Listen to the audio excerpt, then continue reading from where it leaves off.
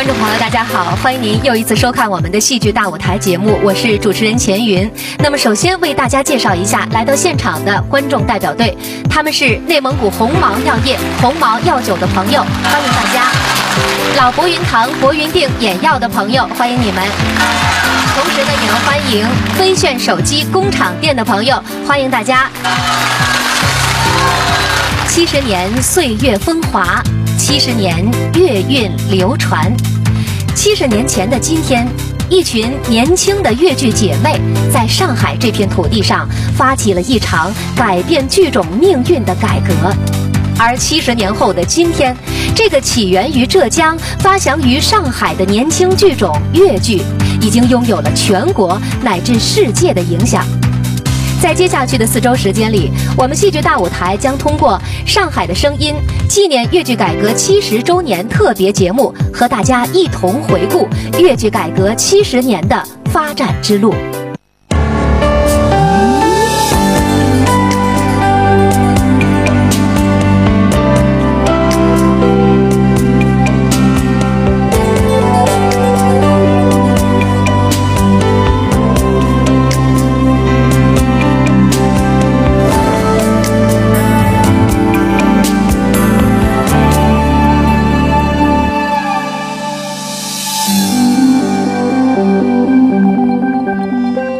今天节目当中呢，我们先来和大家一起聊一聊缤纷多彩的越剧流派艺术。介绍一下我身边的2位专家，他们是越剧作曲唐慧良老师、陈军老师啊，欢迎2位的到来。我们说这个流派分成啊，是越剧最大的特点之一。那么一个流派的形成，它要具备哪些条件？它必须有自己的特色，首先有一特点，它有自己的代表作。而且要流传，这个流传包括就是观众当中流传，包括传人的流传。所以这个越剧改革啊，对于越剧的这个流派的形成是具有推动作用的。以前都是拐路头、摸表戏啊、路头戏就这样子。后来就我们袁老师感到这样子下去，我们这个剧种，这个路头戏没有规定的了，谁唱的了？他只要弄押韵好了。什么都可以唱，有个老演员演个潘富，是吧？称个从王宝钏了，一称到莫斯科了，都有这个话的，这就是很随便。所以老袁就是感觉这个，他看了那个话剧，他觉得比较俗的动作就是说我们这个越剧的品味啊不高，他就是要想发展，他就看了话剧，他很震撼，就是很正规，就是有编有导，所以他就引进了编导。形成了编导制。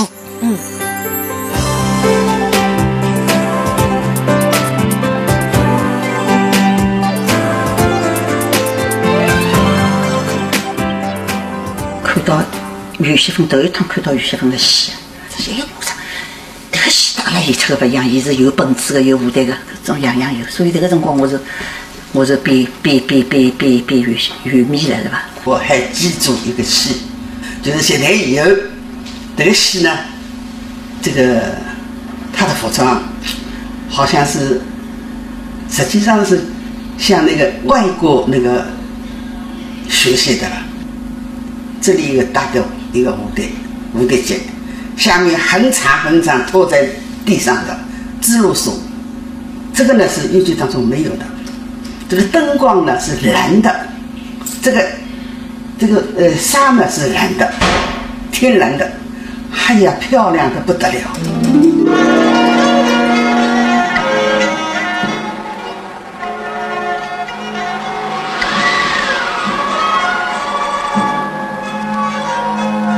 西门的风满天。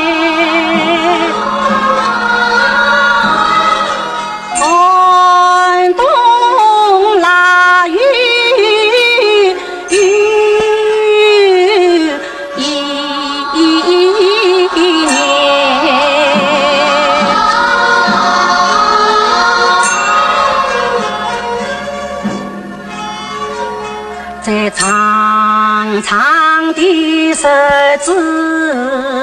我真蘑菇。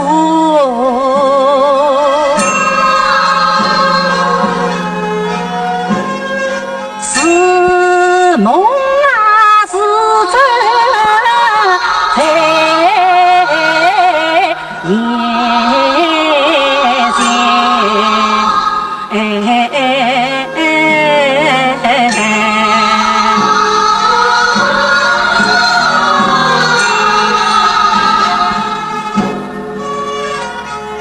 神奇的婆婆领我11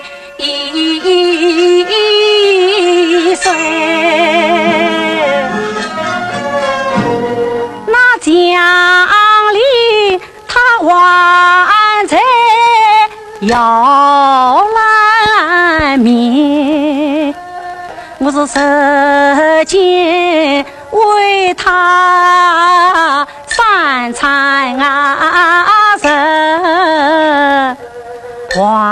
还见长把四不甜，我是又做媳妇又做姐，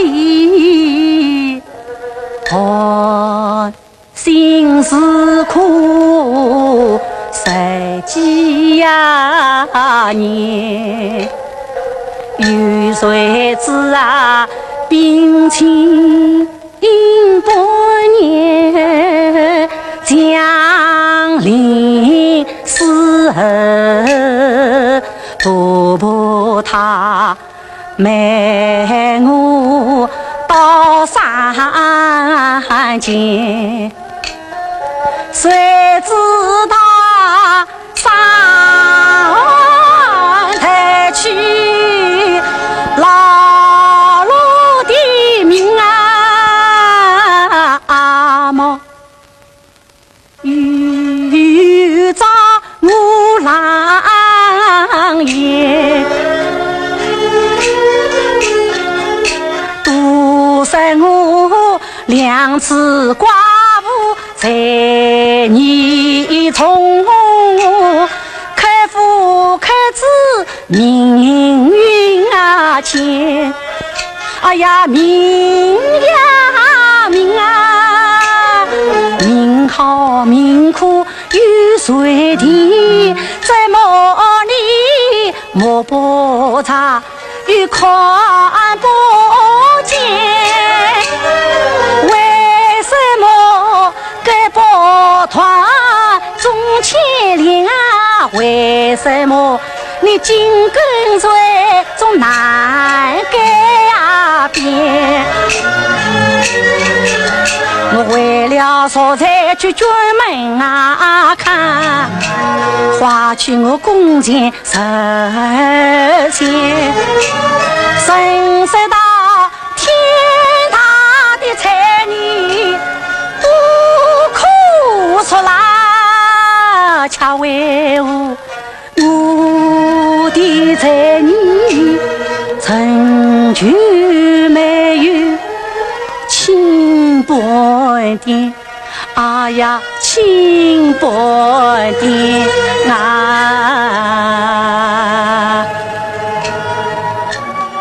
就像袁老师说的，他要是让他再年轻30年的话，他那个祥林嫂，他说还要再改革。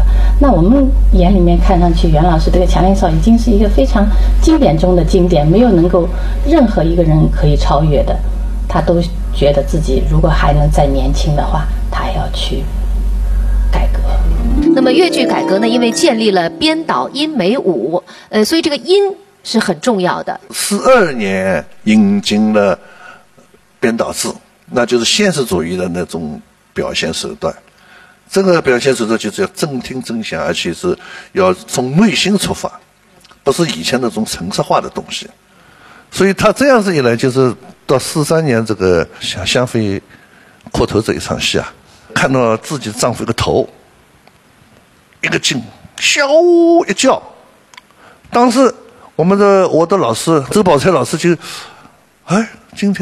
今朝这个于小姐嗓子蛮好嘛，她这个手法就改掉，就西皮的手法改成了二黄的手法，那就是 F 调是改成G调了，就是它手法改了。这一改的话，这个调上去了。实际上调上去，它的嗓子还是这样子的，所以说后来唱腔就朝下走了。我讲提高一调，向下4度，就哆比少了。哎，他这个唱腔一下来，以前没这个，以前当当叮叮当当当都在这个上面的，他一下子沉下去了，而且感觉到这个很深沉，而且很悲，很婉约，所以这样子就是乐曲界就感到这个很好嘛，他逐步的就形成了拆调。小我那苦命的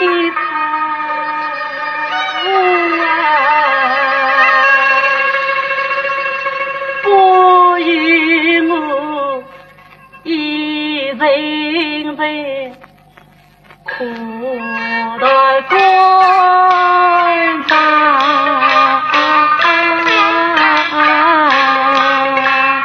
袁老师他一直说，一个演员他要多看、多听、多演，所以说他在，比方说在夸父里面，他用了洋剧、梆子，很多的那种别的剧种的唱腔就融合在里面。当时他说他都不知道，当时唱的时候不知道这剧里面是洋剧，这剧里面是梆子。实际上他是潜移默化当中，他把很多的唱腔旋律都融在一起了。当时也是，当然也是，主要是靠这个以人物为主，所以说他在艺术这个唱腔方面，他非常有自己很独到的一面。有一种说法说，正是拆调腔的创立啊，就是让粤剧进入了流派时代。是可以这样说，可以这样说，因为粤剧就是在拆调之前，施工的时期的唱腔，其实它不单是没有什么流派，而且它版式也很简单。另外一方面，它那个声腔上也是，实际上我们听老唱片，感觉呢男女腔啊，很不明显，不是很明显的。就是节奏也是比较平的，就是。对。但是到了这个拆调以后，它的版式丰富了。慢板也出现了。小板出现了，等等，它版式也丰富起来。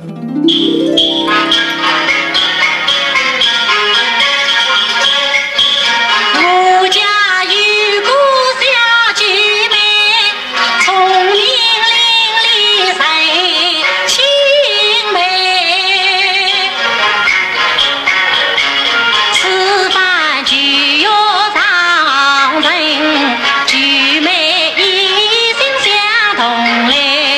我想男儿过去尽是道，女儿倒是也应该。再怪我弟弟太过执着，又留下条姐妹。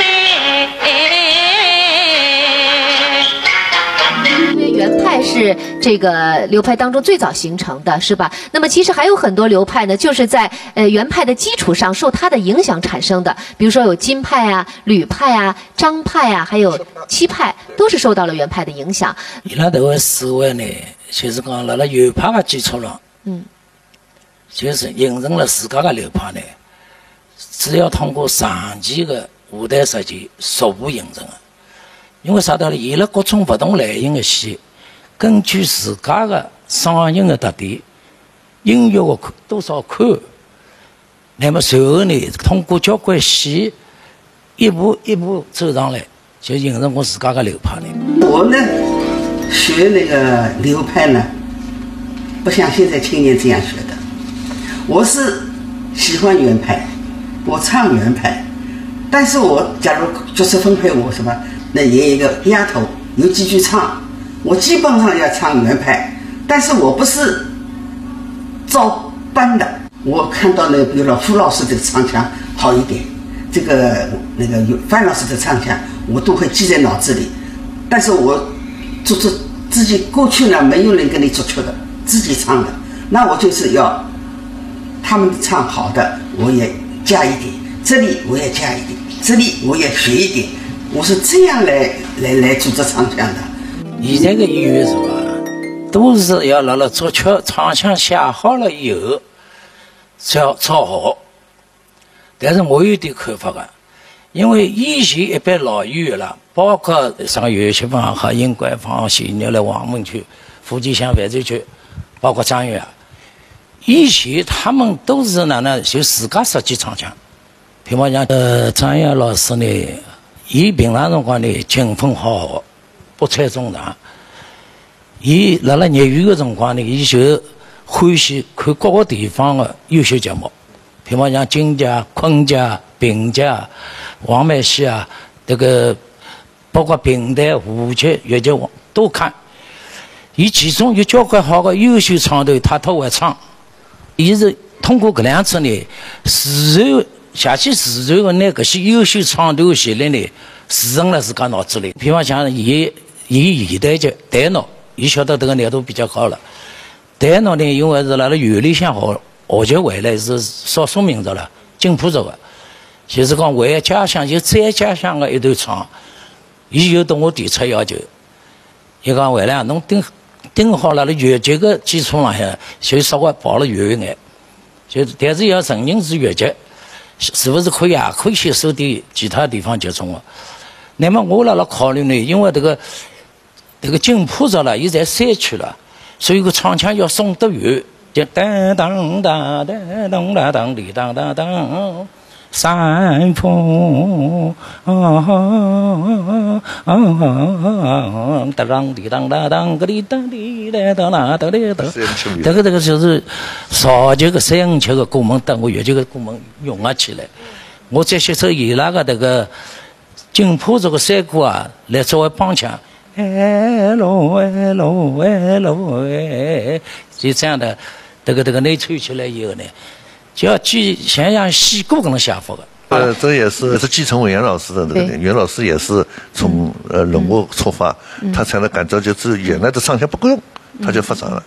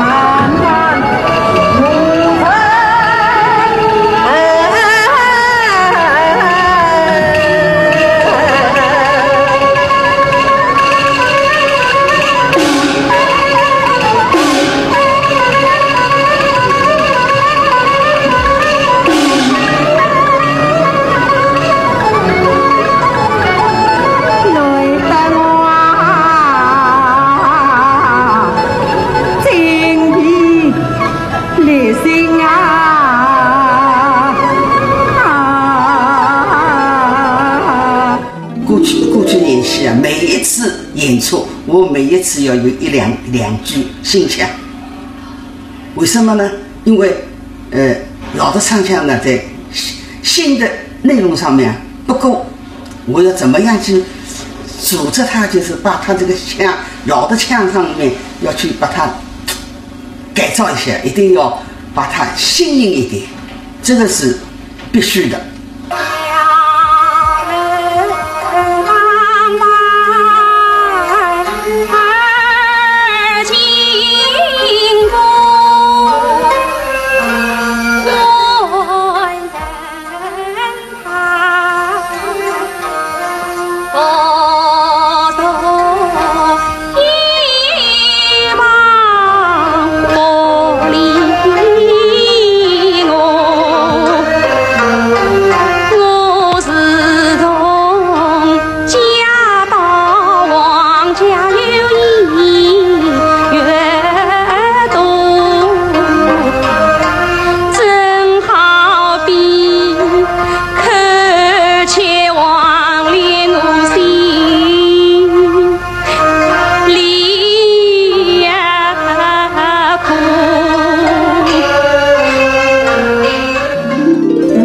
像我也是唱腔自家想，自家设计，自家弄。现在唱腔设计弄好，这个舞蹈设计弄好，演员好像一个责任，叫不要全面的了。我讲侬拿人家不是拿来体验，侬哪能体验这个人物呢？只有我自家，阿拉可以用唱腔设计，但是唱腔比较慎重，我也用唱腔设计，因为唱腔设计比较晚，阿拉乐剧厂有唱腔设计比较晚是陈军搿辰光开始的。就我觉着是，我用唱腔设计，我觉着我加一个脑子。我因为打花中君子，我觉着花中君子一个电影上一直改了4、5趟，我就觉着我脑子转不过来。我阿妈一上去，我哪能办？我就讲陈军借侬只脑子，侬拿这个设计出来，因为伊是拉主舞的嘛。那伊外加有欢喜这个辰光，伊就弄出来，哎，我觉着基本的格局是可以的。那么当然弄个前头啊，我先讲我要求，譬如我搿点词搿点唱，我何里搭我要紧缩，我何里搭我是要四川的，何里搭我带过去，是吧？啥地方我要快，啥地方我要连背，啥地方我要单背，我自家的设想背。随后伊一弄出来，嘿，节拍的回过来啥地方我再修改一下，我自家改一改，一改，现在伊拉看都看不到。金鹏的。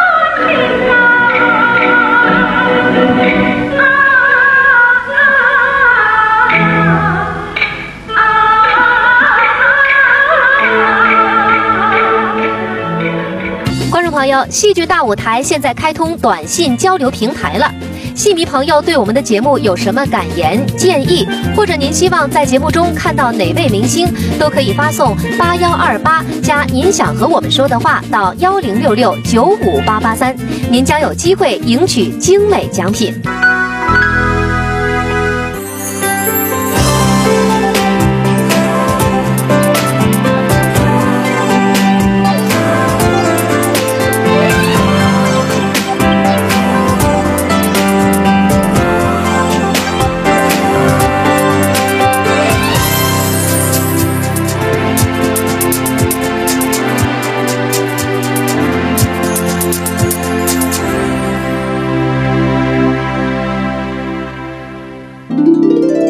介绍了原派艺术欣赏了精彩的原派唱段之后呢，接下来我们要来聊一聊越剧舞台上的一对黄金组合范瑞娟老师、傅全香老师以及他们创立的越剧流派艺术。那么此时此刻来到我身边的有著名傅派花旦胡培地老师，欢迎你胡老师，还有著名范派小生张瑞红，那么还有我们的老朋友啊，著名作曲陈军老师，欢迎欢迎。问一下陈军老师啊，因为刚才我们说的是这个拆掉腔的它的创立的一个过程，那么弦下腔是范老师在哪个戏在排演哪个戏的时候创造出来的？弦下腔它是2做 S，凉州还是那个时候就是特别是380中这地方，我的老师周宝才就把这个京剧的反而黄，反而黄的那个过门啊、唱腔啊都结合起来，所以这段唱腔弄了以后，就是粤剧从此基本上有了弦下调。那个弦下调，因为这不就叫什么叫弦下调呢？就是我们这个胡琴，这个乐胡啊，导稍弦，但它腔里面呢又细了，比导还要低，但我们这个音啊，就在导这里是最低了，那么它就说明这个音的下面还有音，弦下调。示范一下好吧？童啊问得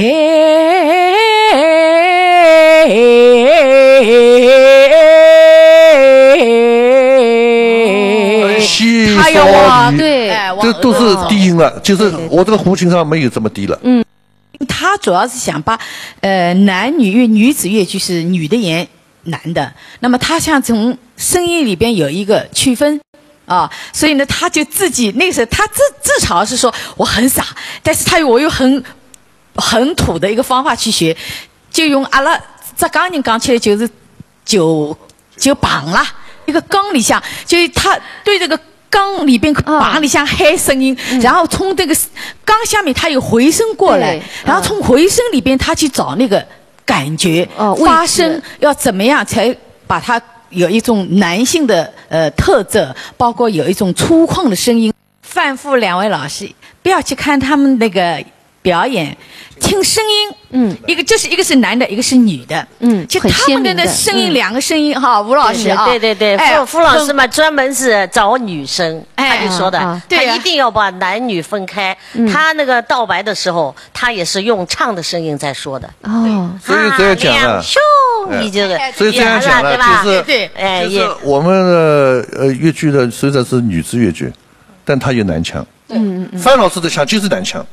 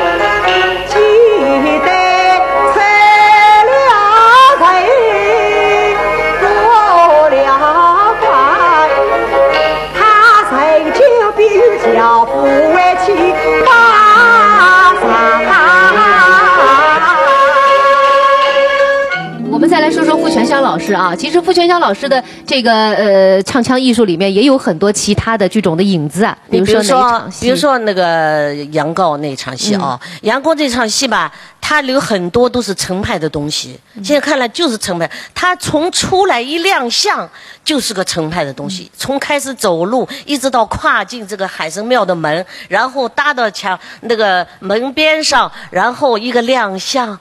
哎呦，我又来了，很不好意思，这个完全是程派的东西。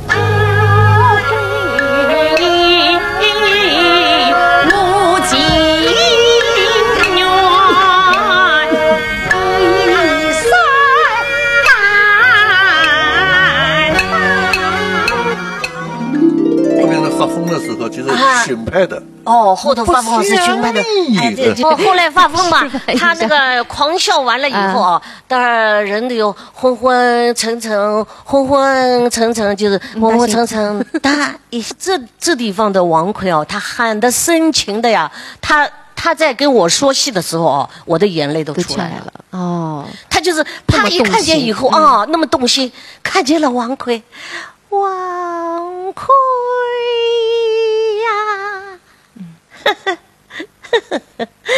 哦，不想你。他给我说，越是不想，其实他心里越想啊。哎呀，我那个时候看他在给我说的时候，我真的眼泪都下来了。我不想你，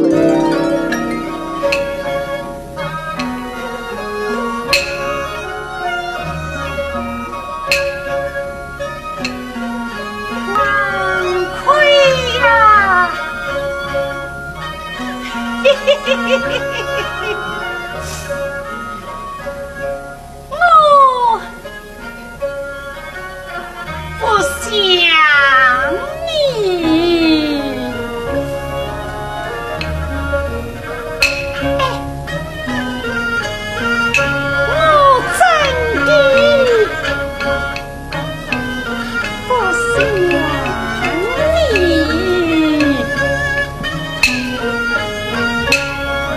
我虽是不想你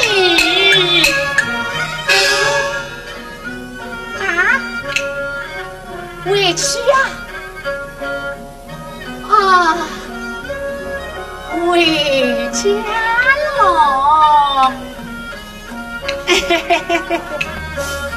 回家呀，哎，回家呀。回家呀，回家。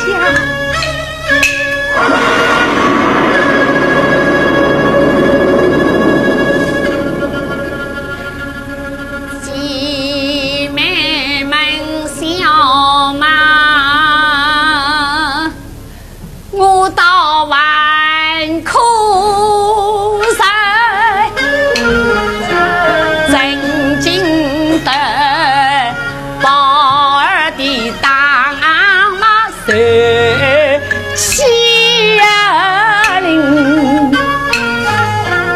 这真是上天不容啊！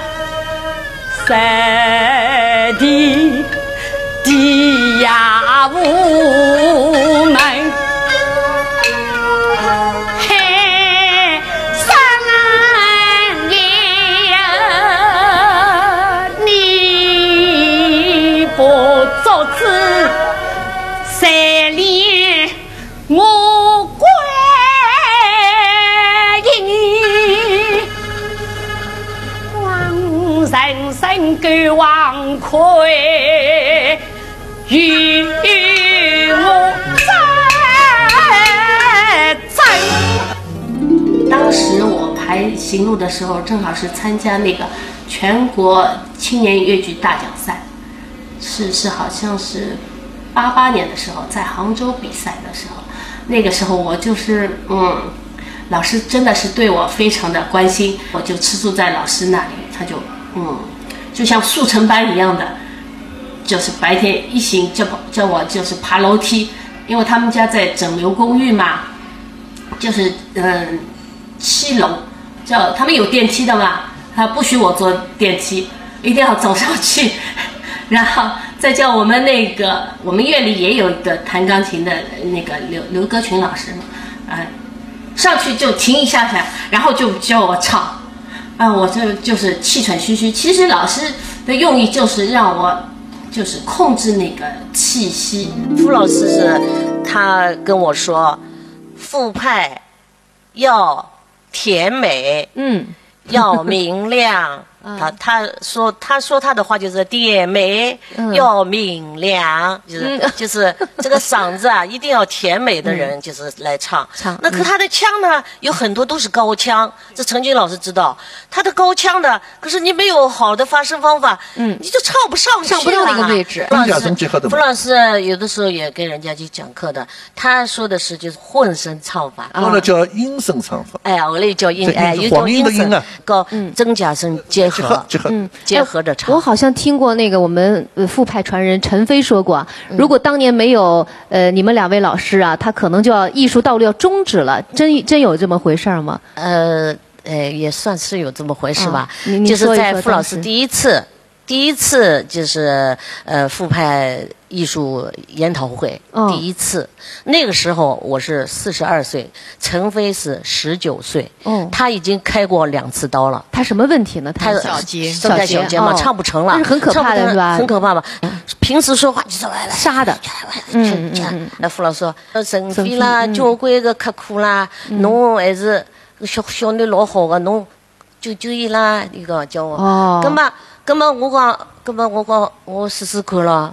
因为那个时候我还没有走上讲台呢，我只是一点自己的这个感觉啊。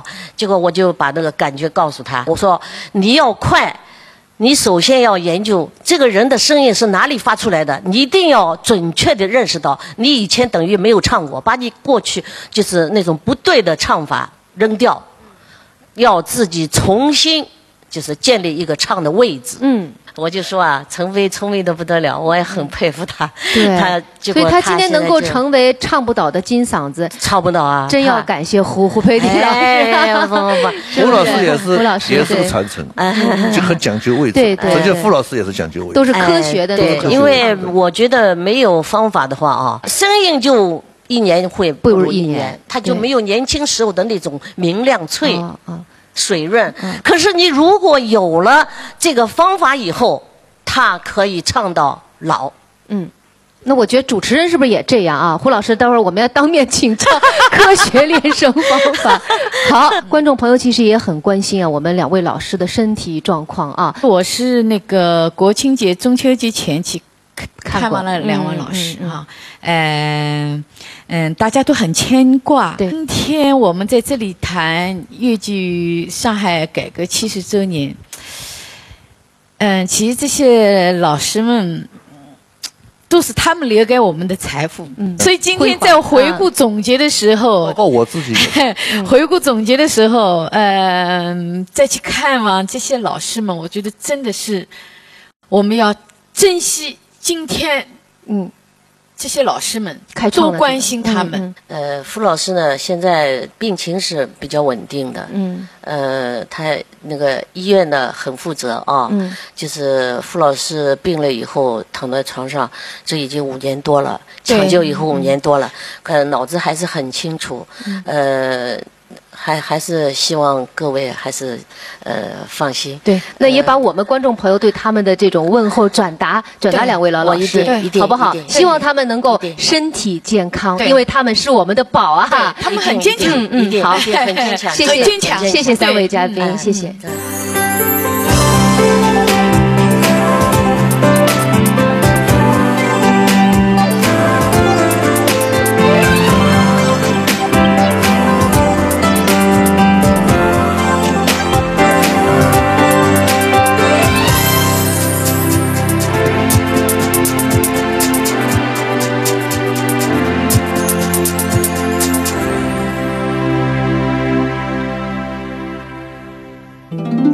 欣赏完了范复的经典组合之后呢，今天最后的时间，我们将留给有着时髦小生之称的陆锦花和她的陆派艺术。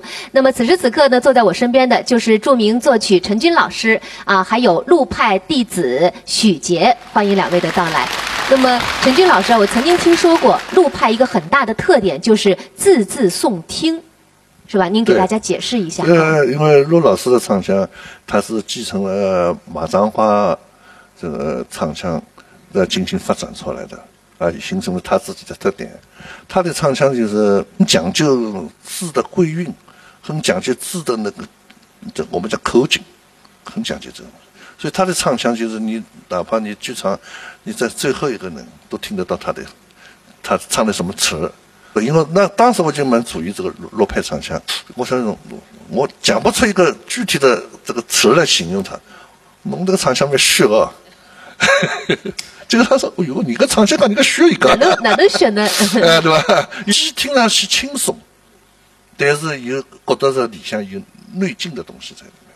所以自家讲一讲，侬不要看我搿样子轻松来些，啊，我唱腔蛮松啊，对吧？实际上我里向用劲啊。”老吃力个，实际上是内紧外松，是吧？姑娘啊，要这情多真一品，别唱银河可与你，有的来生应死去。真乃是月朗秋色少分寸，待到襄阳见考分。你家个姑娘风动的那个要供嫁人，可能要嫁多少了？姑娘不多，把人300两，300两。哦哟，这次都开去了，人事用分的，一开去了就是300两，300两人事加去，他啥个用的了？你呀，100两做路里，100两做家粮。100两，我真正啊吟上唱情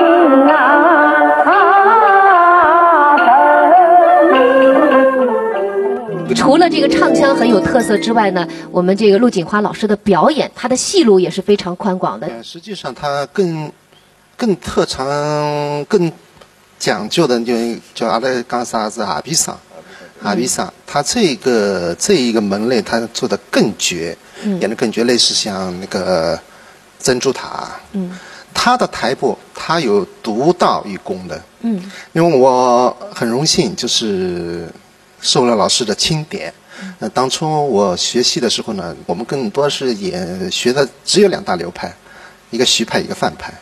然后我印象很深的有一次我们正在排一个好像是唱腔组，我学范派嘛，进来一个老师，很清瘦的，干干净净的，他在那边看，我们小啊不知道是谁，然后完了以后，学馆领导叫我去，许杰，你过来一下，这是陆锦花老师，我们现在打算把这个流派，我们要另外组一个。陆老师来跟你们上课，我当初还有一点想法了，怎么让我另外学一个陆派？当时还不懂，什么叫陆派还不熟啊。然后经过了以后，经了陆老师的那个主以后，慢慢的听他说，听他讲，慢慢我就迷上了。所以说后来我也很荣幸跟陆老师学了2出大戏，1出小戏。第一出是珍珠塔，第2出呢是秦探。那很遗憾，秦探最后没有上演。但是我是从头到尾，老师手把手都教的。当初还有傅全昌老师，啊，他们都在。还有一出小戏就是那个盘夫。我刚才说的就是他的珍珠塔，他的台步是独到一功的。他当初在我学的时候，你去拿双布鞋来，最好下面不要有那个打了黑了，你的打了的不要完全穿进去，你就有的脚靠那么脚前的，你要怎么带这个台步怎么走？哎，他有独到一功的。我们一般小生走都这样走的。对，脚跟先他是要拖的嘛。拖他，然后他是这样出去的。他台步更多是这样走的呢。他是这样走的，他更多台步这样走的。那珍珠塔里面他用了，怎么有点舞蹈的这种？对，而且他有服装穿了以后。很潇洒走起来，对，更适合这个越剧舞台上这种我再补充一个小生形象。就是我曾经看到，陆老师演的那个现代戏，叫什么戏呢？叫金刚后边，他里面还做个二赖子，他演这么个，他出场是给他打个嘴毛，我上面印象扑来戏，我都就是这个吐了张耳子手底下来了这稻草，还在嘴巴里个打我头，哎呦，我喝了一头我跟陆老师啊，没想到他能演这样的角色，对，戏路真快。那么他在演这个现代戏啊，他真的，我到他家里曾经我们在外面去演出啊，我跟他拉琴嘛，在这个空闲的时候，他叫我到他家里去休息一会，一看他照片，有一张是来自一斗。哦哟，吓死呀！所以跟那个时髦小三同的这个有关系啊。哎，对，说到这个时髦小生，是不是跟他一个是跟他的这个扮相有关系，就比较洋气，还有跟他演了很多现代戏，应该也有关系。严格上，他好像现代戏演的比较多。陆老师非常谦虚，人非常谦虚。我讲一个例子，我们到嘉兴去演出，嘉兴了。嘉兴有个戏剧团，一个叫博洋老师，当时他也是戏剧很好的一个演员，非常好的。后来他是封台了，结果他演出，他来看陆老师了。陆老师一晓得一来看，第2天马上就赶到他家里拜访，并听他的意见。所以这一点我很感动。老师已经很有名了，这我很佩服他的。娘子。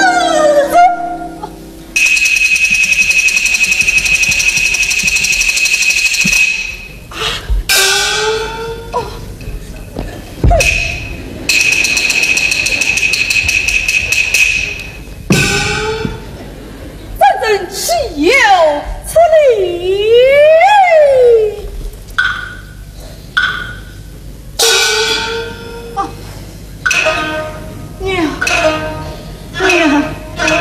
娘子。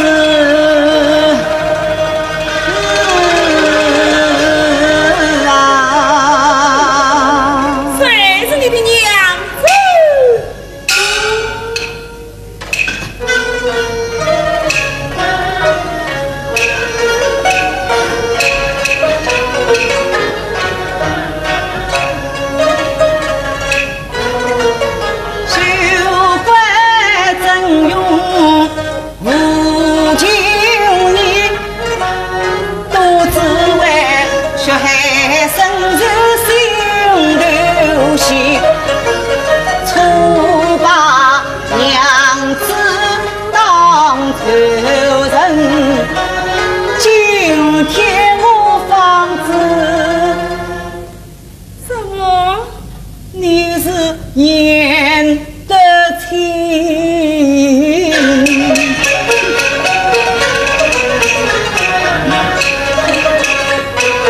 说什么来真是言啊非情，你是不看着心将我气，又找啥在名字？你是一封休书将我离，今日你落在相高处，我可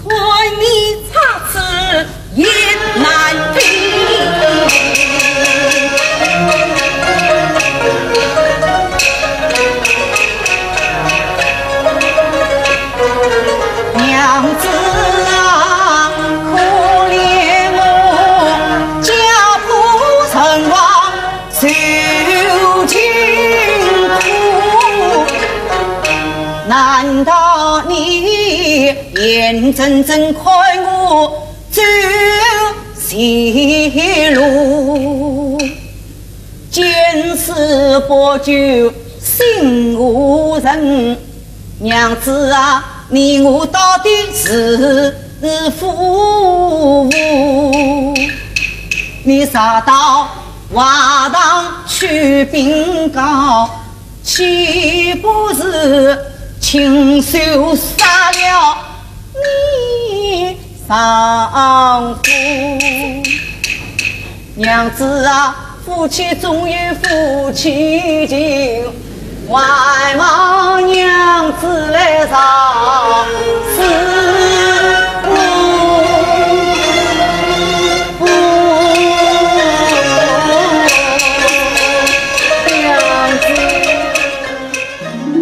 有的时候呢，就有很多的老师，就是你学他流派，你尽量不要学其他的。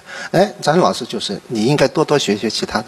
你的个头这么高，你有的时候可以吸收一些其他的门类的、其他的包括其他的流派的东西。